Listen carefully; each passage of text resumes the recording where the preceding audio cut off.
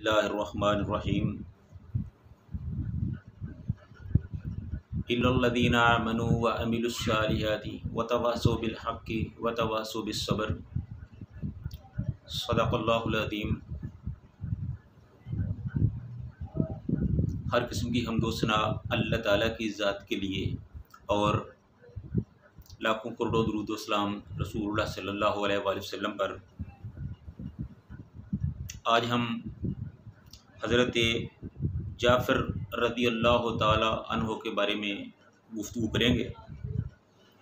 हज़रत जाफ़र रज़ी अल्लाह ताला अन्हो रसूलुल्लाह सल्लल्लाहु अलैहि वसल्लम के चचाज़ाद भाई और इंतहाई प्यारे जलीलुल क़द्र सहाबी थे। हज़रत जाफ़र रज़ी अल्लाह ताला अन्हो का तल्लुक़ मक्का के मशहूर कबीला कुरैश के इंतहाई मुअज़्ज़ज़ ख़ानदान बनु हाशिम से था। हज़रत जाफ़र रज़ी अल्लाह ताला अन्हो जनाब अबू तालब के बेटे थे। अबू तालब की औलाद 6 बच्चों पर मुश्तमिल थी, जिनमें 4 बेटे और 2 बेटियां थीं। बेटों में सबसे बड़े बेटे का नाम तालिब, दूसरे का नाम अकील, तीसरे नंबर पे जाफ़र और चौथे नंबर पे अली रज़ी अल्लाह ताला अन्हु थे। उनकी 2 बेटियां थीं, एक का नाम उम्मे हानी और दूसरी का नाम जुमाना था। जब रसूलुल्लाह सल्लल्लाहु अलैहि वसल्लम ने ऐलान नबूवत फरमाया, उस वक़्त हज़रत जाफ़र रज़ी अल्लाह ताला अन्हो की उम्र 20 साल थी। वो हज़रत अली रज़ी अल्लाह ताला अन्हु से 10 बरस बड़े थे। हज़रत जाफ़र बिन अबी तालिब रज़ी अल्लाह ताला अन्हु की उम्र की शादी मशहूर सहाबिया हज़रत अस्मा बिनते उमैस से हुई थी। जब रसूलुल्लाह सल्लल्लाहु अलैहि वसल्लम ने लोगों को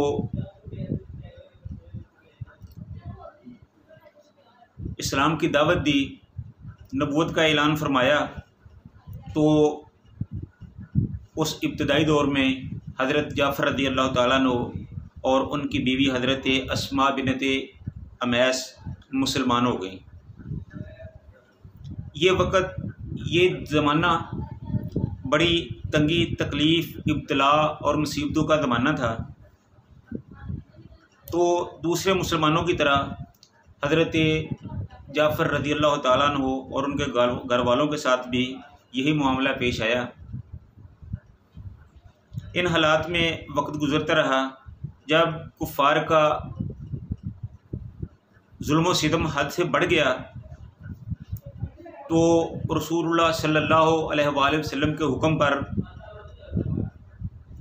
मुसलमानों ने हिजरत हबशा की तरफ हिजरत की।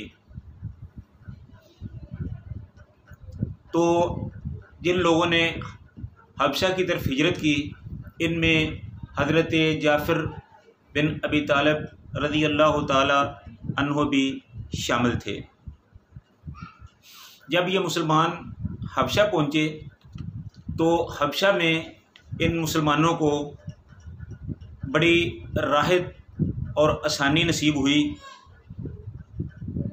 लेकिन जो मक्के के कुफ़ार थे, उनसे ये बर्दाश्त ना हो सका कि मुसलमान किसी भी जगह पर आसानी, आसाइश और ख़ुशी में रह सकें। चनाचे कुफ़ार मक्का ने बाहमी मशवरा करके हबशा के हुक्मरान नजाशी के दरबार में अपना एक वफ़द भेजा कि वो नजाशी को वरगलाकर इन मुसलमानों को हबशा से निकाल दे, या तो उन्हें मक्का में वापस लाए या हबशा से निकाल दिया जाए। चुनाचे कुफ़ार मक्का का ये वफ़द जब हबशा पहुंचा, तो उन्होंने नजाशी से मिलने से पहले नजाशी से पहले उसके दरबारियों और उसके मशीरों से मुलाकात का फ़ैसला किया। तो इस मुलाकात में इस वफ़द ने, मक्का के वफ़द ने नजाशी के दरबारियों और मशीरों को बहुत से कीमती तोहफ़े और रिश्वत के बहुत से पैसे और दीगर सामान उनको मुहैया किया। अगले दिन ये वफ़द दरबार में हाज़िर हुआ और नजाशी से मुलाकात की तमन्ना की। तो नजाशी ने उनको इजाज़त दे दी। तो इस तरह ये वफ़द नजाशी के दरबार में हाज़िर हुआ। जब कुफ़ार का ये लश्कर, ये वफ़द नजाशी के दरबार में गया तो नजाशी ने पूछा कि हाँ, तुम कौन हो, क्या चाहते हो और तुम्हारा क्या मामला है। तो इन लोगों ने कहा कि ए बादशाह सलामत, हम मक्का से आए हैं और मक्का को खाना काबा की वजह से ख़ास अहमियत हासिल है। सारा अरब हमारी इज़्ज़त करता है और हम दीन इब्राहिमी पर कायम हैं।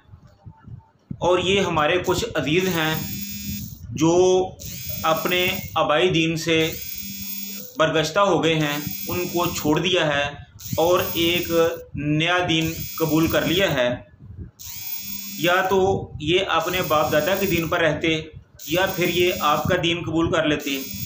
ना तो इन्होंने